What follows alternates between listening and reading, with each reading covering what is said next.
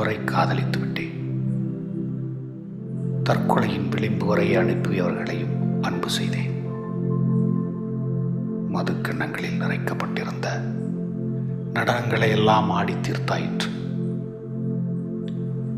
வீட்டின் இன்று இடுக்குகளை கூட புத்தகங்களால் மூடினேன். சூதாட்ட விடுதியில் இறுதி கையிருப்பையும் இழந்து பார்த்தேன்.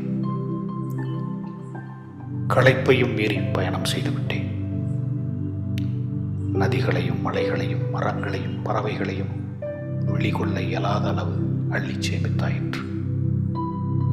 அடுத்தடுத்து விட நேர்ந்த சாவின் பள்ளத்தாக்குகளிலிருந்தும் எவ்வண்ணமோ மேலேறி வந்தேன். என்னால் சாத்தியப்பட்ட எல்லாவற்றையும் செய்து முடித்த பிறகும் எஞ்சியிருக்கும் வெறுமை எனும் நஞ்சை எப்படித்தான் அருந்தி தீர்ப்பது?